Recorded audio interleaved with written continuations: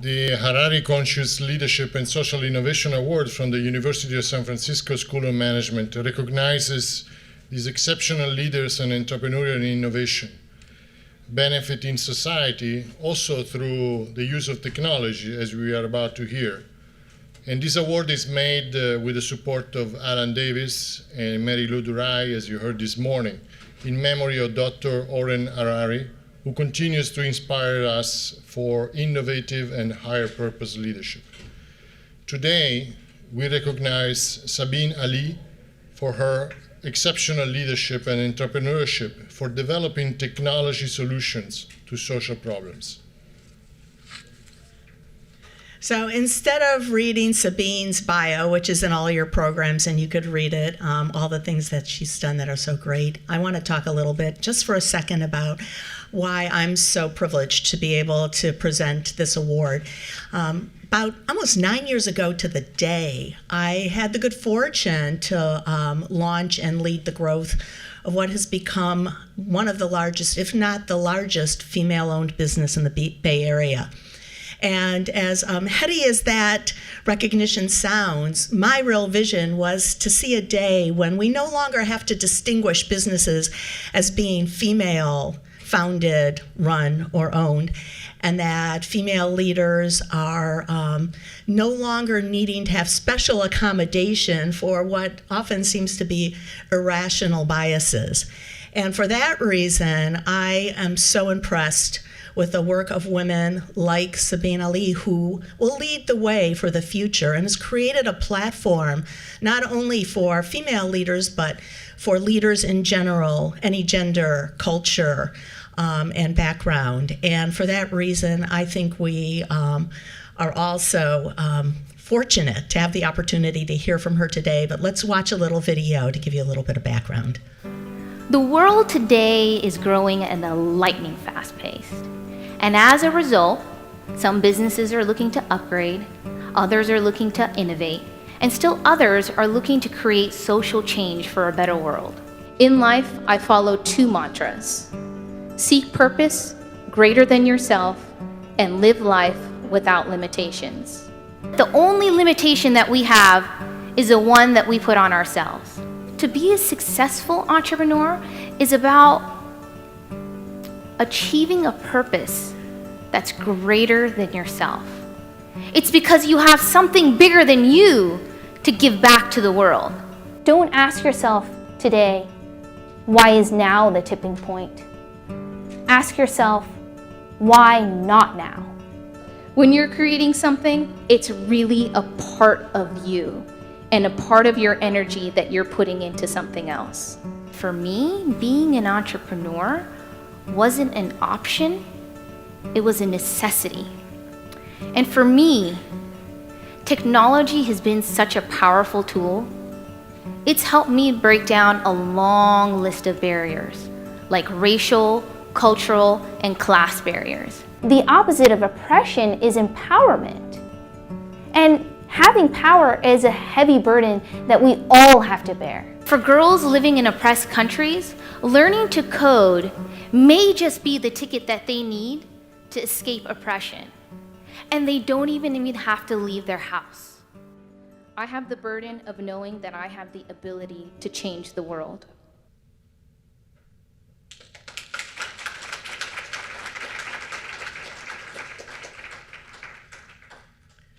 Okay, everybody, please welcome Sabeen Ali.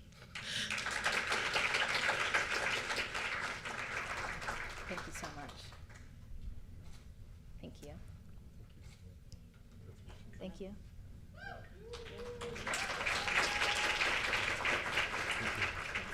And she's a graduate. Awesome. Thank you so much. This is a huge honor. Hello, everyone. I want to thank Lori and Marco, of course, for this awesome privilege and for the video montage that I was not mentally prepared for. I hate seeing myself and hearing myself, but thank you for that. I really appreciate it. This award itself is, I believe, the pinnacle of my career. I'm not sure if every entrepreneur out there sets out to do good and to do well at the same time, but it was definitely my life's mission to figure out how to run an organization that not only makes money, and let me give you a little bit of context about that. Angelhack is a completely bootstrapped company. We have taken 0 investment dollars for 5.5 years, and every year we've been profitable. So, we're doing pretty good. And we have also, in the last couple of years, made it our mission to make sure that every initiative that we have has a social good element in it. And I'm blown away by the impact that we are creating. I alone cannot take credit for this at all whatsoever. A few years ago, we hired a very fiery and very passionate director of social innovation. She's sitting right over there, who actually is going to be speaking a little bit later today. And she was hired with a very, very difficult challenge, which she is very apt to take on, which was to include a social good element in everything Angelhack does. Literally, that's her job description. She just happens to add on being awesome and, being absolutely incredible to that list of descriptions. Rachel, with the rest of our team, was able to really wrap their arms around that mission and that initiative, and they have been able to take it farther than I have ever hoped. I thought that what we would do is to have maybe an additional challenge here and there to our community to do some good, and I'm not sure. I was really not thinking to the scale of what we've been able to accomplish in the past few years. So honestly, this award, which I will happily accept, but really it belongs to my team, and I'd like for you guys to give them a round of applause, please.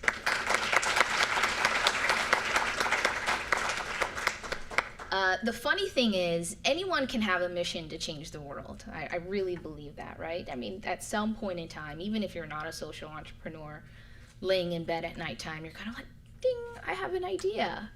I think that that's actually pretty common. Of a pool of 100 people, this is my fake survey in my head, I would say 85 of those people probably want to do some amazing things out there. And maybe they even start. People call them crazy, they call them dreamers for having these missions. But the really truly crazy people are the ones who actually join them. Like, those are the crazies. Those are the ones that you can't really figure out. Like, why are you jumping into someone else's dream and helping make that happen? And that's really what happened to me. Is all I'm really good at is dreaming and making up very unrealistic goals. And the people that I surround myself with, I am baffled as to how they're able to take my dreams, turn them into realities, have fun while doing it, and really create a culture and a phenomenon around it. Angelhack is a female-owned and majority female team. We're now in 92 cities all over the world. And to explain the breadth of exposure that we have and the sheer awesomeness of what we're able to do, we have about, I would say, 120,000 developers in our community. A few years ago, when we started, 80% of these developers were male. Your typical, I guess, programmer that you could think of. And our female population was at about 20%, which is actually still a lot better than most tech organizations. Over the past couple of years, we have grown this community, and now our female population has doubled to 40%. Our highest attended female event was actually in Gaza, which I think is a big feat in and of itself, to pull off a hackathon in Gaza under occupied territory. Female attendance ratio there was 86%. I think that these things are absolutely phenomenal to look at the data and understand the movement that we're creating. I think it's also very important to understand that I am ridiculously ordinary. I oftentimes think, even when I was doing that commencement speech, I've never been a great student, actually. C's get degrees, people. I was never, extraordinary in really anything that I've done. But I don't think you need to be.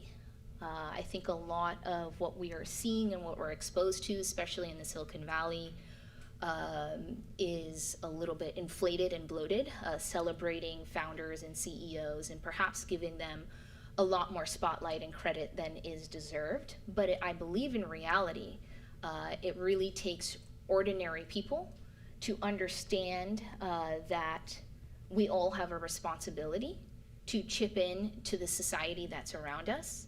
We all have a responsibility to challenge ourselves every single day and commit ourselves to ensuring that our neighbors' neighbors, and everyone around us is well fed and taken care of. And honestly, it's as simple as that. I will show you my transcripts. There's really nothing there. There's nothing in my past other than my sheer resilience and desire to want to make a change. There was all of my classes here at USF were actually extraordinary, but none of them where it was like, this is it, I've discovered my secret skill set, anything along those lines. No. Going back to my commencement speech, I was joking with my family that if my cohort, I studied OD here, if they found out that I was giving the commencement speech, their response would be, "Who's that? Was that girl? Oh, she was in our cohort?" Again, it's just ordinary people being resilient and sticking to a goal that I really feel like make a tremendous impact. I'm not reading any of my speech. Sorry, Kelsey.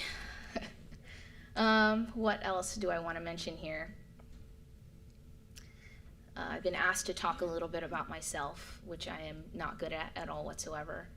Again, what I'll just iterate here is that I'm an incredibly ordinary human being who has the support of this amazing school. To me, USF is not a school. To me, USF is family. I grew up without a father. He passed away when I was 4, raised by a single mom. I have never felt the support, the admiration, the motivation from anyone or anything like I have felt from USF. Being given this award, and I encourage you all to look into it a little bit further, of Mr. Harari and his legacy and what he stands for, as well as Alan Davis and all of the amazing work that he and his wife are doing. I really encourage you guys to look into that because it's a huge honor. I think I actually didn't even know myself, and I started looking into it. I'm like, who are these people? What do they do? And then for me to be recognized in the same spotlight, this is it's huge. It's huge for me. USF has put me in a completely different category, in a different caliber than I ever thought that I could ever be in. And that notion, just when your parents say you can do it, you can be the captain, you can be the lead in the play, you can overcome this obstacle. I didn't really have much of that. Although my mom has been a wonderful influence. She's more of tough love. Get up, wipe the dirt off, and go do what you need to do. But USF is that missing voice in my head. They're always, I don't deserve this award. This is just now, I have to spend the next couple of years making sure that I feel like I deserve this award. And I think you guys know what you're doing here. This is my carrot stick to go out and do more and to become what it is that you guys see in me. And that's a huge honor. A little bit so that's about me. A little bit about Angelhack. We started back in 2011 with one hackathon right down the street. It was a huge success. People came out in droves. We had no idea what we were sitting on at that point in time, but it was exciting. We got developers together with people who had business ideas, and they just jammed it out in 24 hours. Investors showed up. They started giving these teams, these projects, these ideas seed money. And then, technology companies came out and said, hey, that awesome idea that you just built, do you mind adding our API in there? Or do you think that could be built on our technology? We said, hey, wait a minute, I think I smell business model here. And pretty soon, before we knew it, we grew to 11 cities, then 35 cities, then 50 cities. Now we're at a place where we do over 100 hackathons a year. We do dedicated hackathons for our corporate partners. And as I mentioned a few years ago, we took on the responsibility to make sure that our corporate partners were including a social good element into every single one of their tech initiatives. A few examples, Capital One has been a tremendous support for us. We helped them organize a handful of small business hackathons a few years ago, and now we're in the midst of organizing our second series for the Capital One Women in Tech series. We'll have more information about that coming out very soon. But I think that these type of organizations that work with us, that work in the social good space, should be celebrated. Everyone in here should have a Capital One credit card. But in all seriousness, you should. Because we should be supporting people that are doing good. And we should show them the proof. And the proof is already there. We just need to make sure that we're celebrating it just as much as we're celebrating some of these tech idea entrepreneurs. We also started a few years ago including a pro bono sponsorship at our hackathons. Any nonprofit that needed a tech solution, we invited them to come alongside our Googles and our Blackberries and our AWSs and to present what it is that they needed built for their organization. We started out with a handful of amazing nonprofits. We got them some great solutions. The second year, we put a little bit more effort into it. We actually created a whole category, and we had so many. I believe, you guys won't believe it. We had, these corporations coming out with thousands of dollars for a cash prize if you create the latest app for this whatever API from this tech company. A trip here, a trip there, blog posts, PR, and our developers passed up those challenges and went for the nonprofit challenges. It's fascinating. This last year, our finalists, the top 1% from all of our 50 hackathons, the vast majority, I mean 90%, all had a social good element in them. That's change, right? That's change. The fact that we started adding in these pro bonos, turning it into a proper initiative, it's a snowball effect. We say, this is important to me, and if you trust me, you'll make it important to you. And our community has been, welcoming these social good companies and challenges with open arms. Our biggest success was this last year where we organized a dedicated series from our nonprofit called Lady Problems. And if anybody wants to know why we called it Lady Problems, ask Rachel. And it was a hackathon series. We started out with a very cautious goal of maybe just having 10 cities. Maybe we could just get 10 cities to support female entrepreneurs. The challenges that we're going to have are to address the barriers that prevent female entrepreneurship. Maybe we can get 2 sponsors to help support this cause. At the end of this series, and Fast Company actually just did an article about it. I encourage you guys to go and look at that because it's fascinating. It ended up being a 20-city tour with sponsors including Procter & Gamble, HPE, Women Who Code, IBM, Amazon, Google, Tech Women. The Kevin Costner movie comes to mind. If you build it, they will come. And that was the biggest learning from this initiative, is that the corporations want to help. Corporations have departments for this, and we'll we'll be hearing from a lot of those folks in a panel that's following up. However, what they need are organizations like us and people like you to go out there and create the initiatives so that they can support them. You have to teach them how to support you in the proper way, and you have to create the initiative, the vessel for that. No one else is going to do it, guys. That's the thing. So it takes a lot of grit to do it and then to do it right. But when you do, if you build it, they will come. They will come and join you. The maturation of Angelhack's developer community has been very deep and very profound. They call me the mother of hackathons, which I'm not entirely sure how I feel about, because I don't think I can be a mom to 130,000 people. But I'm happy to take that title because it gives me an opportunity to guide these individuals that are part of our community. Every year, our global series has a theme. A few years ago, it was called Whole Developer. And the Whole Developer was around showing developers that first and foremost, they are so much more than the code that they write and the apps that they create, that you should be a holistic developer. We started integrating yoga, meditation, mindfulness in our hackathon. So anytime you would attend an Angelhack event that year, during, or let's say every few hours interval, there was some sort of well-being activity. There was a lecture about understanding yourself, emotional intelligence, time management, conflict resolution, running good corporations. The next year, it was Thoughts Become Things. We wanted to take these enlightened folks and to encourage them to extract what their wildest thoughts were and to turn them into actual things at our events. The following year was Anyone Can Code. Anyone Can Code. Our t-shirt had a Rastafarian, a female, elderly grandma, and a dog. Because we really wanted to show that really, anyone can do it. And you don't have to call yourself a developer. You don't have to have this degree. Anyone can do it.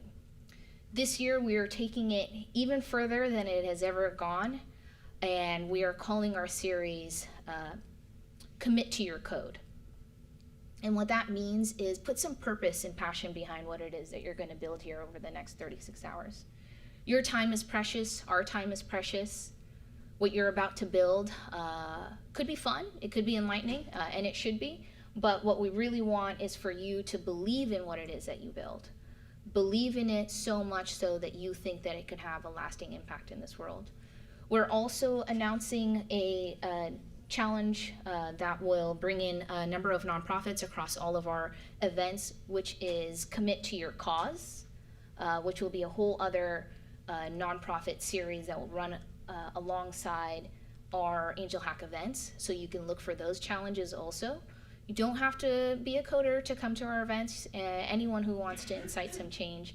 And believe you me, the developers that are part of our community would love to have some socially minded entrepreneurs come and teach them and guide them in what to create, because a lot of them do want to create these things. They just don't really have access to the people sitting in this room. Good people at good companies prevail, and they give rise to good products. And at Angelhack, we call this a holistic hacker. And I really, really feel like, anyone can be a holistic entrepreneur, taking in around them the entire ecosystem and environment, the needs of others, and incorporating that into what it is they do on a regular basis. I'll just leave with the last couple of pieces of advice of, where can you start?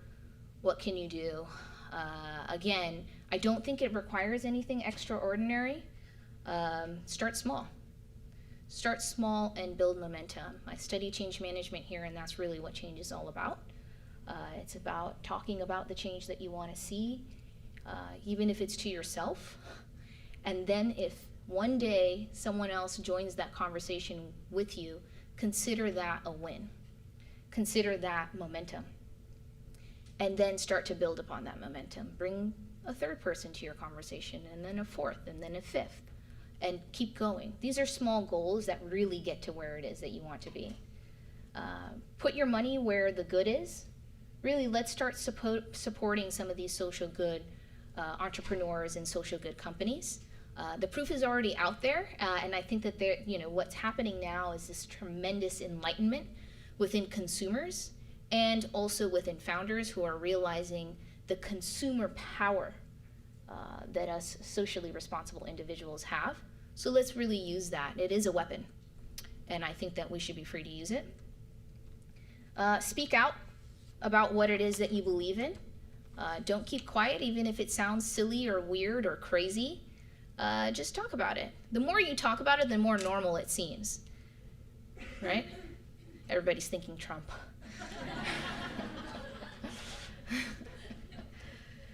Understand where others are coming from. Empathy and sympathy are the two most important tenets of any founder. If you are out of touch with your user base, if you do not understand what people around you need, then who knows if what you're creating is going to be of any use. And then lastly, shameless plug, join this weekend's hackathon. Please do. A little bit about the hackathon. It is a 32-hour hackathon that will take place tomorrow and Sunday. Overnight? Not overnight? Oh, even better. You actually get some rest. We'll be bringing together undergraduates, master students, and alumni with our tech community, which is really exciting, to create good in our ever-changing world. And we'll be addressing these issues: education, homelessness, health, refugees, water, and environment. The grand prize is a spot in the Angelhack Accelerator, which is a 12-week accelerator. We've already had 3 acquisitions from this accelerator. 50% of our alumni go on to a YC Techstars 500 or another post-accelerator, we call them, or go on to raising investment. So it is a pretty great prize, and then you get to be amongst other founders that have tremendous ideas, the 1% that are going to be coming out of this next global series that we're doing. And then we're going to introduce you to a lot of partners, a lot of our stakeholders, and make sure that we guide you and mentor you through your process and make sure that your idea gets traction. Once again, thank you so much for this wonderful award, for the recognition and the opportunity to show the world that doing good does lead to doing well. And I'd just like to leave you with this quote from Rumi: "Be a lamp or a lifeboat or a ladder. Help someone's soul to heal. Walk out of your house like a shepherd." Thank you so much, everyone.